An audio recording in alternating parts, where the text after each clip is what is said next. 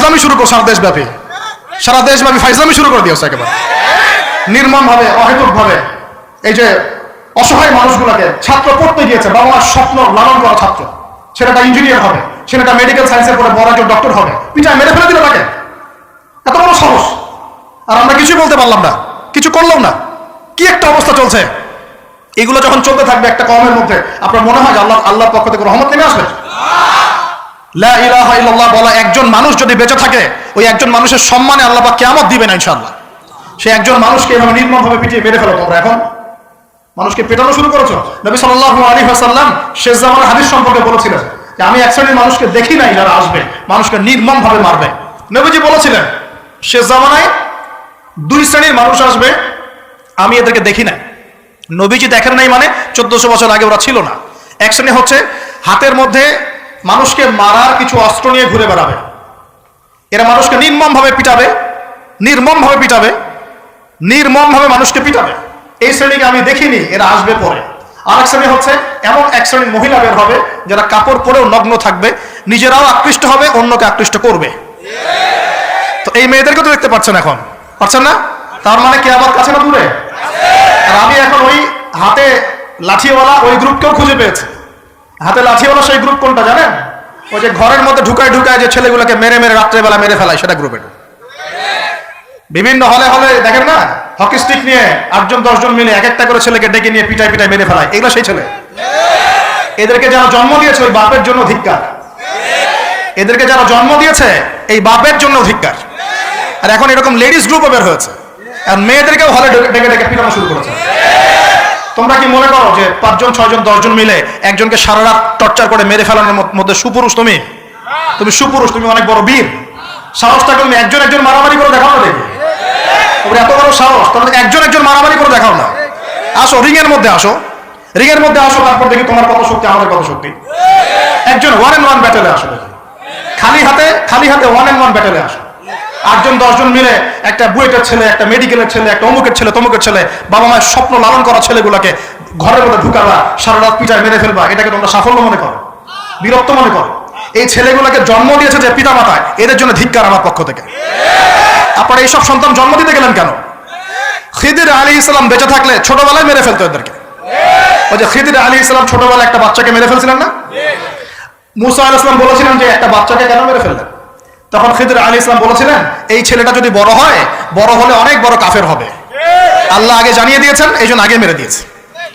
এই বাচ্চাগুলোকে নিতে গেলেন কেন? কোন রকম লজ্জাবোধ নাই, চক্ষু লজ্জা নাই। এরপর যখন আইন শৃঙ্খলা বাহিনী এদেরকে অ্যারেস্ট করে নিয়ে যায়, বীরের মতো হাসতে চলে যায়।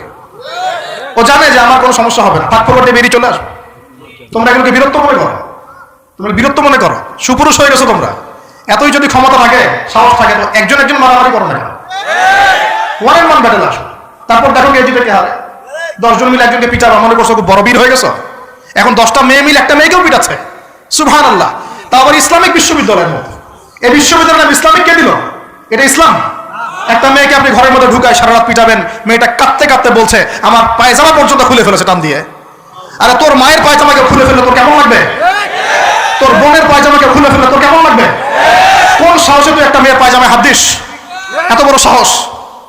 আর এদেরকে আমরা তোলা করে মানুষ করি। আইন শৃঙ্খলা বাহিনী আপনারা কি করেন? ইনস্ট্যান্ট কোর্ট বসে ফাঁসি দিয়ে দিবেন এদেরকে। আল্লাহর কসম করে বলছি, যদি কোনোদিন এরকম ক্ষমতা আমাদের কাছে আসতো, দিন বিচার করে দেখিয়ে দিতাম ইনশাআল্লাহ। ফাইজলামি শুরু করো সারা দেশব্যাপী। যারা এখন বিপদগামী ছিলেন আমরা মনে করতাম, তারাই এখন হেদায়েতের দিকে আসছেন। আর আমরা এখন মুসলিম ঘরে জন্মগ্রহণ করে নামাজ ছেড়ে দিচ্ছি, কুরআন পড়া ছেড়ে দিচ্ছি। এটা কি ধরনের কথা? আমার পরিবারের মা বোনরা কিভাবে বেপরদায় বাইরে যায়? আমার পরিবারের কর্তা আমি কেমন করে আমার পরিবারের স্ত্রী সন্তান মেয়েরা বাইরে বেপরদায় যাবে? কিভাবে যাবে? আমি তো পরিবারের কর্তা। আমি পরিবারের স্বামী, আমার স্ত্রী কেমন করে বেপরদায় বাইরে যাবে? আমার ছেলে কেন নামাজ পড়বে না? নামাজ না পড়ে সে ভাত খাবে কিভাবে? নামাজ না পড়ে আমার পরিবারে আমার ছেলে ভাত খাবে কিভাবে? আমার মেয়ে কেমন করে ভাত খাবে? অতএব পরিবারটাকে শক্ত করেন, হালাল খান, সামাজিকভাবে ইসলামটাকে এগিয়ে নেন, ইনশাআল্লাহ দেখবেন একদিন বড় পরিসরে ইসলাম কায়েম হয়ে যাবে। আর আমরা কারোর জন্য বদদোয়া করবো না, আমরা দোয়া করবো আল্লাহ পাক যেন ঊর্ধ্বতন কর্তৃপক্ষ সবাইকে হেদায়েত দান করেন এবং অন্যায়ের বিরুদ্ধে দাঁড়ানোর তৌফিক দান করেন, এবং তাদের হাতে হলেও আল্লাহ পাক ন্যায় প্রতিষ্ঠা করার তৌফিক দান করেন। আর ন্যায় কোনটা অন্যায়, এগুলো এইসব প্রোটেস্ট্যান্ট মুসলিমরা আপনাদেরকে শেখাতে পারবে না। যারা ইসলাম, কোরআন, সুন্নাহ, সমকালীন বিশ্ব ইতিহাস, অর্থনীতি, সংস্কৃতি, দেশীয় কালচার সব সম্পর্কে জ্ঞান রাখে এই মানুষরা আপনাকে বলতে পারবে কোনটা সত্য, কোনটা মিথ্যা, কোনটা হক, কোনটা বাতিল। একজন কবর পূজারী আপনাকে কি হেদায়েত দিবে? একজন মাজার পূজারী আপনাকে কি হেদায়েত দিবে? একজন বেদাতি আপনাকে কি হেদায়েত দিবে? হেদায়েত তো নিতে যান খালি ওদের কাছে। আর জ্ঞানী মানুষকে তো মূল্যায়ন করে না, যারা বুদ্ধি বিক্রি করে খায় ওদের কাছে পরামর্শ নিচ্ছেন। আর কিছু বিষয় বলতে বলতে মুখের ফেনা উঠিয়ে দিলাম, তারপরেও কোনোদিনও বললেন না যে হ্যাঁ কথাটা গ্রহণ করা যায়।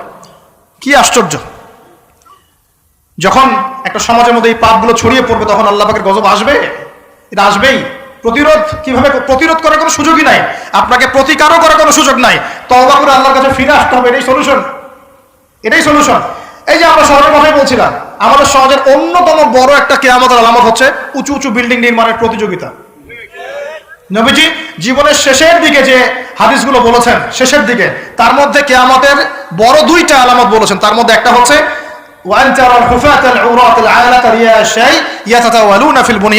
যখন দেখবে সমাজের সবচেয়ে নিম্ন শ্রেণীর মানুষেরা, রাখাল টাইপের মানুষ, গায়ে জামা নাই, পায়ে স্যান্ডেল নাই, উঁচু উঁচু বিল্ডিং নির্মাণের প্রতিযোগিতা করছে। ধনীরা বিল্ডিং নির্মাণ করবে এমনটা নবীজি বলেন নাই। নবীজি বলছেন গরিব, ফকির, মিসকিন, গায়ে কাপড় নাই, স্যান্ডেল নাই, এরা বিল্ডিং নির্মাণ করবে না, প্রতিযোগিতা করবে একে অপরের সাথে। এখনকার আরব বিশ্বটার জাজল্যমান দৃষ্টান্ত, এখনকার আরব বিশ্বটার জাজল্যমান দৃষ্টান্ত। অনেক সালফে সালেহিন বলেছেন যে এই হাদিস থেকে আরবদেরকে ইশারা করা হয়েছে। এটা আমাদের ঢাকার মধ্যে চলে আসছে। আজকালকে যার এক জায়গা টাকা পয়সা ছিল না, আজকে 10তলা 20তলা ফ্ল্যাটের মালিক। কিভাবে সম্ভব? সুদের মধ্য দিয়ে সম্ভব, দুর্নীতির মধ্য দিয়ে সম্ভব, কালো টাকার মধ্য দিয়ে সম্ভব, অন্যের সম্পদ অন্যায়ভাবে হস্তক্ষেপ করার মধ্য দিয়ে সম্ভব। আর মাশাআল্লাহ, যার একটা 5-10তলা বাড়ি আছে আমাদের শহরে, অন্য মানুষকে মানুষই মনে করে না, ভাড়াটিয়াকে মনে করে যে তেলাপোকা, ককরোচ, ছিছি করে তার আছে। কত যে শক্ত! কোনো কোনো সময় এমনও হয়েছে মানে বাড়ি ভাড়া চাইতে গিয়ে যে বেইজ্জত হতে হয়েছে, মনে হলো যে বাড়ি ভাড়া চাইতে গিয়ে মানে নিজের সম্মান নিজে নষ্ট করে ফেললাম আর কি। সুবহানাল্লাহ। কারণ যখন নিম্ন শ্রেণীর মানুষের কাছে অর্থ আসে তখন কিন্তু এদের মধ্যে কালচার আসে না, কালচার আসে না। সম্পদ আসে ঠিকই, কিন্তু কালচার, সভ্যতা আসে না। তারা অসভ্যই থেকে যায়। কাকে সম্মান দিতে হবে, কাকে দিতে হবে না সেটাও জানে না। কথা বুঝতে পারছেন? এটা আমাদের সমাজে এখন চলছে, হাইলি কনস্ট্রাক্টেড বিল্ডিংস এর প্রতিযোগিতা। আর আমরা বলবো কেন, এই যে এখনকার সেকুলার রিপোর্টগুলোই বলছে বেশিরভাগ বিল্ডিং এরই দেখা যায় যে কোনো রকমের ভিত্তি নাই। এই 5-6 মাত্রা ভূমিকম্প হলেই সব ধরধর করে পড়ে যাবে। আরো এই যে অহংকার, আমি একটা ফ্ল্যাটের মালিক। ঢাকা শহরে মনে হচ্ছে যেন পরিচয়ের মানদণ্ড হচ্ছে এটাই। জিজ্ঞাসা যদি করেন যে ভাই আপনার নাম কি করেন, বলবো ওই যে ফ্ল্যাটটা দেখছেন 10তলা, ওটা আমার। ভাবখানে এমন যে এটাই তার পরিচয়ের মানদণ্ড। সে কি করে, তার শিক্ষাগত যোগ্যতা কি, কোন প্রফেশন, এগুলো বড় কথা নয়। ওই যে ফ্ল্যাটটা দেখছেন 6তলা, ওইটা আমার। অনেকে এসে পরিচয় দেয়, আমি অমুক পার্টির অমুক, আমি অমুক পার্টির তমুক, আমি অমুকের সাধারণ সম্পাদক, আমি অমুকের সভাপতি। এগুলো পরিচয়, এগুলোই মানুষের পরিচয়। আমি অমুক দল করি, তমুক দল করি। পরিচয় কি তোমার? তুমি কি এই পরিচয় দিয়ে কাল কিয়ামতের মাঠে আল্লাহর সামনে দাঁড়াবা? তোমার পরিচয়টা কি? পরিচয় হচ্ছে তোমার শিক্ষাগত যোগ্যতা কি, তুমি সমাজকে কতটুকু সার্ভ করতেছো, তোমার ইলমি যোগ্যতা কি, তুমি 5 ওয়াক্ত নামাজ পড়ো কিনা, তুমি ইসলামপন্থী কিনা, তোমার সুন্নত আছে কিনা, তুমি দিনের জন্য কি করো, এগুলো তোমার পরিচয়। আল্লাহ রাব্বুল আলামিন আমাদের কথাগুলো বোঝার তৌফিক দান করুন। আমাদের সমাজে হাইলি কনস্ট্রাক্টেড বিল্ডিংস এর প্রতিযোগিতা চলছে। দেখেন, বিল্ডিং নির্মাণ করা পাপের কিছু নয়, কিন্তু এগুলোর মধ্য দিয়ে অহংকার করাটাই পাপের। আর অহংকার করলে আল্লাহ পাক এগুলোকে ধসিয়ে দিতে সময় নেবেন না। আল্লাহ পাক আমাদেরকে বোঝার তৌফিক দান করুন। আমাদের সমাজে রন্ধে এগুলো চলছে, আমাদের খেয়ানত, অবিশ্বাস, সুদ চলছে, জেনা চলছে, ফ্ল্যাটে জেনা চলছে, ফ্ল্যাটে জেনা। জেনা মানে শুধু শারীরিক ইলিগেল ফিজিক্যাল রিলেশনশিপই নয়, জেনার মধ্যে চোখের জেনা আছে, কথার জেনা আছে, চলাফেরার জেনা আছে। নবীজি বলেছেন শেষ জামানায় এক শ্রেণী মেয়ে আসবে যারা পুরুষের কাপড় পরে ঘুরবে। এটা দেখার জন্য আপনি ঢাকার শপিং মলে চলে যান, শপিং মলে যান, কিয়ামত দেখতে পারবেন। কিয়ামত কাকে বলে? কিয়ামত কাকে বলে? কেউ দেখা যায় সুন্দর সুন্দর বোরখা বানিয়ে নিয়েছে, যে বোরখাগুলো পরেও তার মানে শরীরে কাঠামো স্পষ্ট বোঝা যাচ্ছে। এখানে আপনি কাকে দায়ী করবেন, কাকে দোষ দিবেন? অবৈধ সম্পর্ক ঢাকা শহরে রন্ধে ঢুকে গেছে। অবৈধ সম্পর্ক, টিনেজ, 8-10 বছর, ক্লাস 8-এ পড়ে, ক্লাস 9-এ পড়ে, 10-এ পড়ে, এদের মধ্যে ইলিগাল সম্পর্ক চলছে। ইউনিভার্সিটিতে পড়ে, স্কুল কলেজ পাস করে বিশ্ববিদ্যালয়ে গিয়েছে, ব্যাস ও মনে হয় যে একেবারে পাখা ওর বজায় গেছে, যা ইচ্ছা তাই করতে পারে। মেয়েকে দিয়েছেন একটা স্মার্টফোন, ব্যাস নষ্ট হয়ে গেছে। ছেলেকে দিয়েছেন একটা বাইক, ও দেখ মাদকের আসরে বসে আছে। কি একটা অবস্থা! এই যুব সমাজ কি আগামী দিনে ইসলামের পতাকা বহন করবে? এই যুব সমাজকে দিয়ে ইসলামের বিজয় লাভ হবে, নাকি আমাদের একটা ঈমান দীপ্ত যুব সমাজ দরকার? কোনটা? আল্লাহ পাক আমাদের সবাইকে আল্লাহর পক্ষ থেকে ঈমান দান করুন।